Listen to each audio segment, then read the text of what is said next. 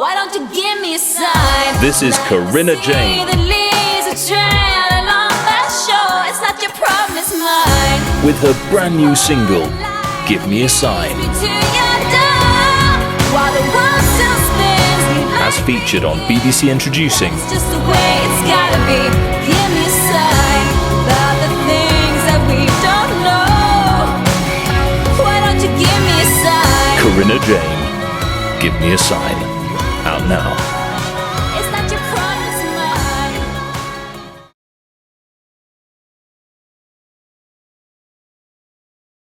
Hello, I'm Sophia Jessica, and welcome to the Fan Carpet. Right, so it's wonderful to speak to you today. So if we go back to the beginning, Karina, what was there a defining moment for you to get into the industry?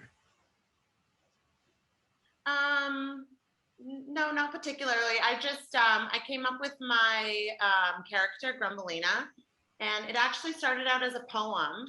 And I was really just excited about the whole idea of this fairy that lives in the only gray cloud in the sky. And it really was just it really developed over time. Like I started with this in 2013. It's been such a long process.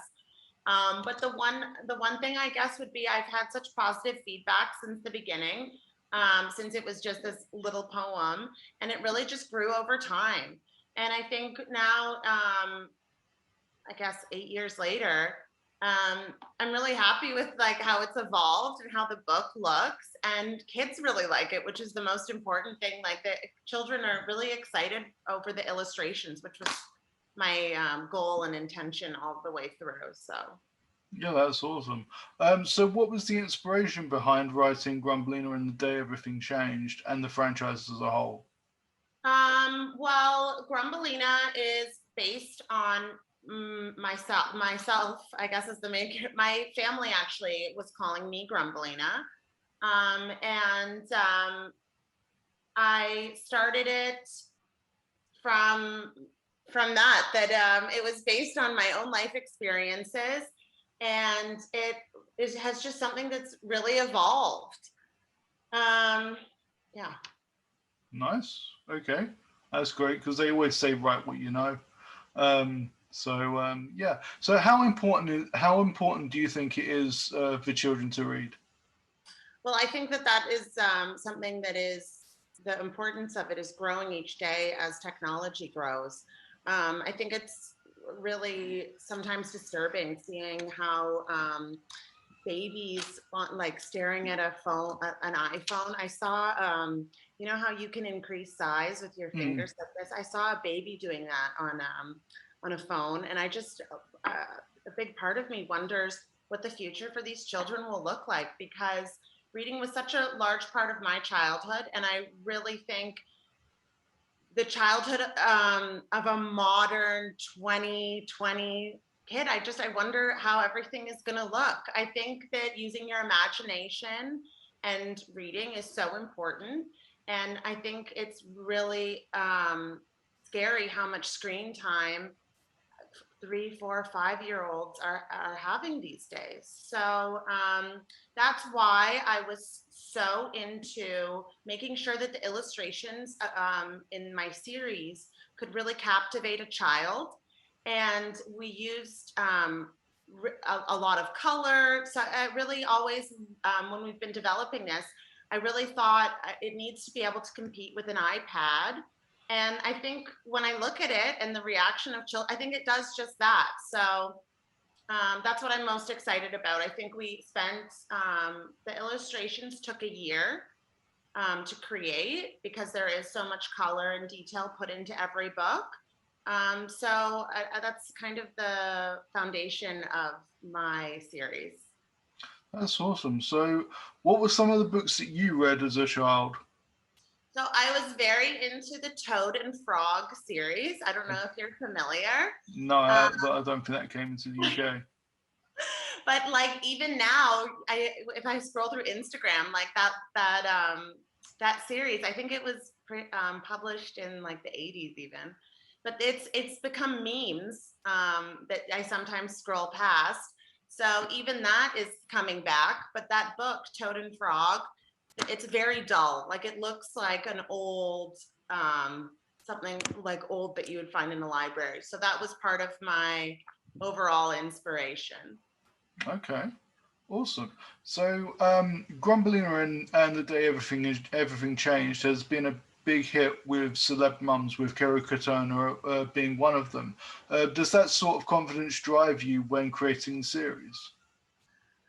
What really one of the UK celebrities had a autistic child that really reacted from hearing that, like made me so happy that the child was that asked questions afterwards. Like that was to me a golden star. Like so getting feedback from from moms that their kid is requesting the book multiple times a week, like I can't ask for more than that. So Awesome. And what's the reaction been like within your own household? oh, my family is like very encouraging. My sister has two children, like a baby and a 1.5-year-old, and they always send me videos of her asking.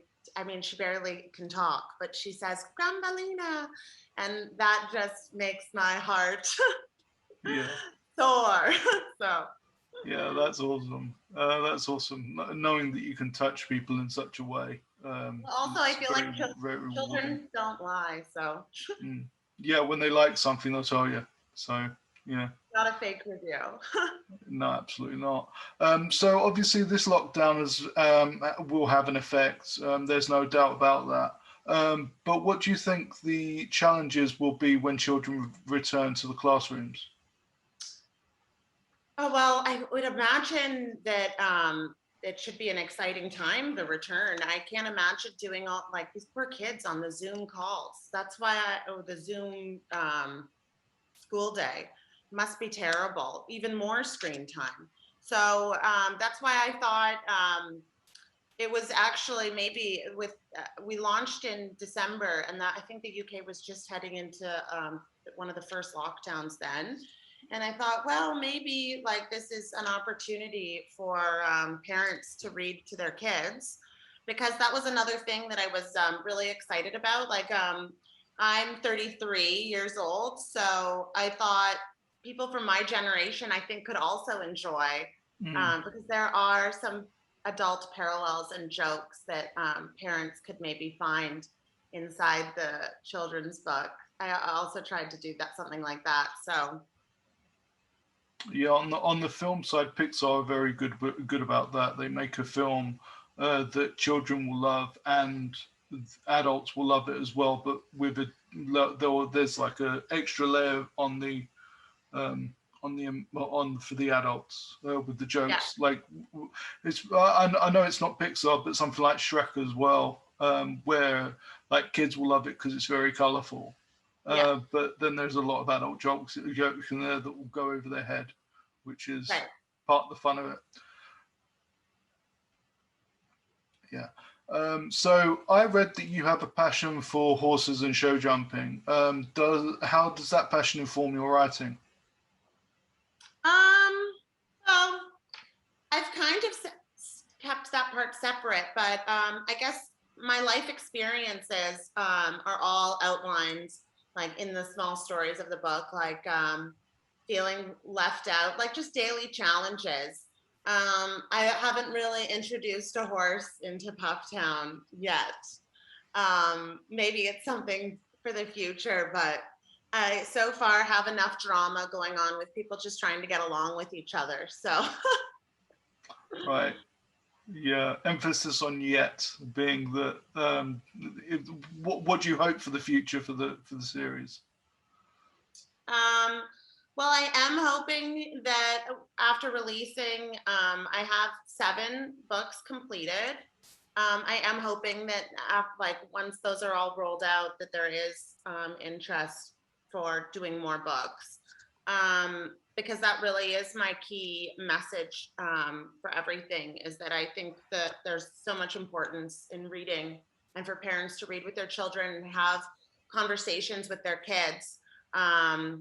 So I'm going to stick with the basics of just that there's enough interest that I am doing more books. Wonderful. Do you have designs on it getting into different mediums, like as a short form cartoon or little web series, something like that? Well, I am very inspired by my 90s childhood, which I find is like slipping away for the modern child. So right now, actually, we've been trying to do molds for a couple dolls and figurines. Oh, that's awesome. So I'm really excited about that. We've been working with a team the last couple weeks, and I have to say it's quite a fun thing to be doing, like children's toys. I'm really into it. So yeah, while the idea of doing something with animation also seems exciting, I do kind of want to stick to this like old school childhood ideals that I have. Okay. First. I mean, Nice. I'm open to anything, but I really think playtime, the old fashioned way is nice. Yeah, absolutely. I mean, you can't see it, but because it's on the other side of my desk. But on my shelf, there's like tons of Lego, and I've got a shelf full of like Kinder toys and stuff like that. So I love my collectibles. I can see your Spider-Mans. Yep, Spider-Man over there, as well as Harley Quinn. There's a Power Ranger there too. I do like my collectibles.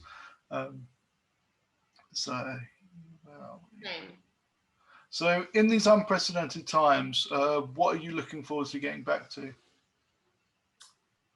Well, I thinking back on how life used to be. I mean, I was doing so much travel for my sport, for my competitions, all throughout Europe every week. That fast-paced lifestyle, I mean, it's hard to imagine how long it'll take to get back to that. So I'm trying not to focus so much on that. I mean, it's just kind of depressing to think about, like, will it ever go back to that? I'm not sure. So basically, I've been currently more into my imaginary world because I find the current situation pretty bleak. Do you have a book tour planned? Pardon me? Do you have a book tour planned for when things do open up again? You can start traveling again.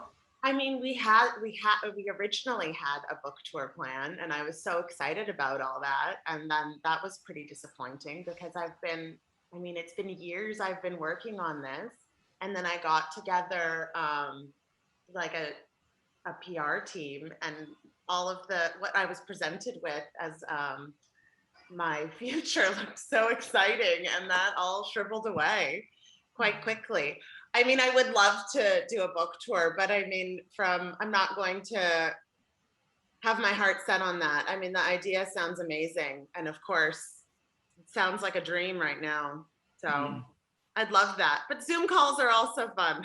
Yeah, they are. Yeah, it's how we've been doing them since the lockdown began.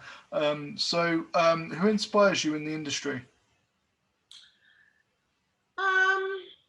I take daily inspiration. I love, when I was back into, originally I did get a lot of buzz on making this straight into an animation. I went to some industry events. I was really into Frederator Studios online. I love my illustrator, Dan Abdo. I find he's based out of New York. I think he's a great inspiration for his work. He's actually quite a big animator and illustrator. He had his own book come out this last month. And then I'm going to go back to my Frog and Toad. Hold on 1 second. I'm blanking out on the author's name, which is terrible.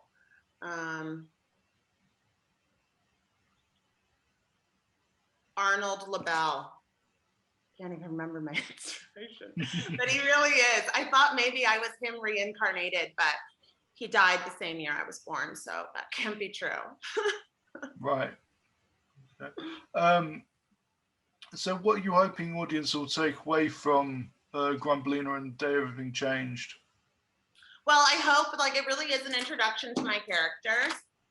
One of my other big things that I'm really, I hope that this separates me from other books. As I've said, all the characters are based on people in my life. I love my gay community. A lot of my characters are two of my best friends, and they are Mitchie and Chatty Chad in the book. It was something that I never even realized, but I guess currently, I guess that's still like a little controversial for book publishers to have gay characters in a children's book. What's currently on the market, what I've found is children's books that have gay characters. It's kind of like there's one that's the boy who sits alone, or the boy at the back of the classroom. Like, it's kind of like explaining like this left out person. Mm-hmm. And I thought, well, in 2021, like, can we not just have some characters in harmony that, like, it doesn't need to be explained. Like, they just all live it, like living their lives. So that was something that I hoped would separate me and maybe like take off in its own sense, because I think that the whole thing of two moms, two dads, like, I don't know, maybe I am helping some sort of situation with that. I mean, that's what my hope is, but. Yeah. Cool. What's the reaction been like with your friends that know that, do they know that they're, well, I guess after this, they will know that they're in the book. Well, the ones that are in the book are thrilled. It's the friends that are not in the book yet that are like, please, like, make me a character. Like, why aren't I in it? And then I'm getting pitched on, like, I can be Curious Christopher. And then I have my husband, who is not in the book. He should be like Sensitive Stefan. I don't know. So the ones that are featured, I mean, they're currently becoming molds for figurines. Those people are very happy. Okay, cool. Well, I mean, you've got 7 books and more planned, I assume. So, so what's the rollout going to be like for the other 6 books in the series? Well, it's taking a little longer than I would have hoped, because I've kind of been learning as I go. We launched in the UK, and with the corona, I was shipping out of the UK, and my North American clients were very unhappy with how long the shipping was taking. So I'm setting up with Amazon and doing a few hubs. We're going to be launching in California, New York, and Florida, because I guess that's one of the most important things, that once you make the order, the book is at your doorstep the next day. Mm-hmm. So hopefully in the next month, that's all going to be set up, and we can roll out book 2. I hope to roll out. I hope to keep them coming every 3 or 4 months over the next year.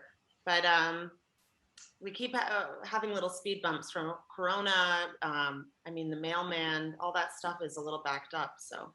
Yeah.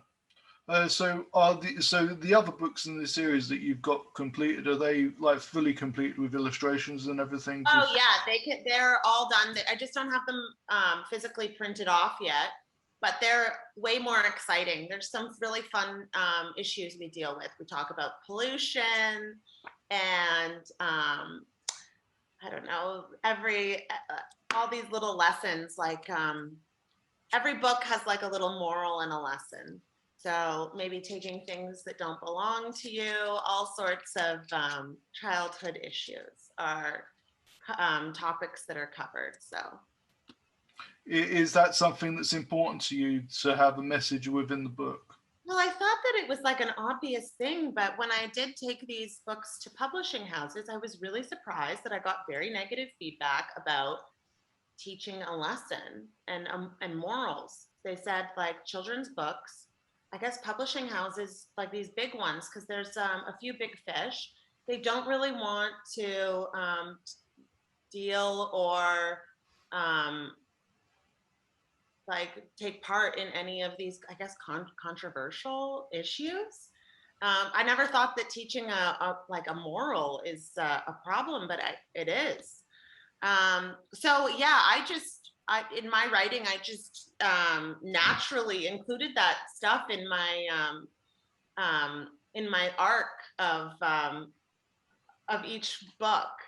So I never thought until I got the negative feedback that it was different. And then I would go to a bookstore and see what is on the market. And after receiving that feedback, I went to a bookstore and I thought, oh, okay, I see what you mean. It's all pretty bland stuff. Right. Yeah. Well, you've got like I mentioned Kerry before, but there are other names that are like keen to read the books, and you've got a good following there. But where can people find you to keep up with you on social media with you and Grumbalina? We're Grumbalina Official on Instagram, and then our website is www.grumbalina.com. One of the things that I'm really looking forward to, like after we get these initial books out, I did want to go a little further into worksheets, maybe for parents stuck at home, doing a little bit of reading comprehension and making it a little even more educational. I mean, it's a really fun story, like first and foremost. But I thought if parents are spending time with the reading, we are going to try to incorporate some further educational things with worksheets, maybe some like reading comprehension questions. And then I thought even going into like adjectives, verbs, grammar, those are things that I'm passionate about. So awesome. All right. Well, congratulations with the book, and I look forward to the series. Thank you. Thanks very much. Very Take nice care. to talk to you. Thanks. Take it easy. Thank you for watching The Fan Carpet. Please follow us on Facebook, Twitter and Instagram for more content next time.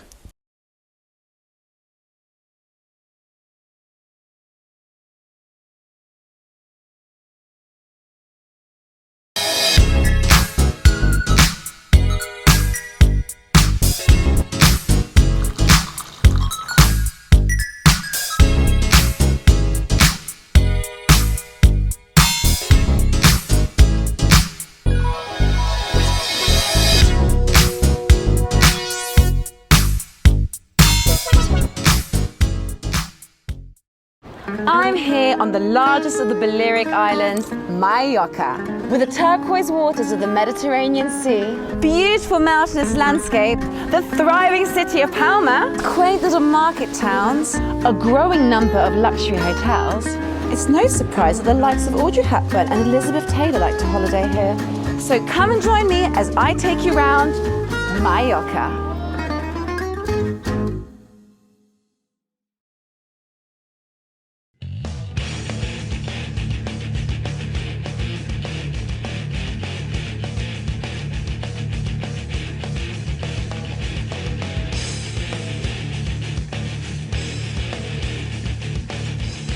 Thank you for watching The Fan Carpet. If you like this video, be sure to click that thumbs up button at the bottom of your screen. And also be sure to subscribe to the Fan Carpet YouTube channels. They're absolutely free and so much fun too. Be sure to check out the official website, thefancarpet.com. Also, you can follow us on Facebook, Twitter, and Instagram to stay up to date with reviews, competitions, the latest news, and so much more.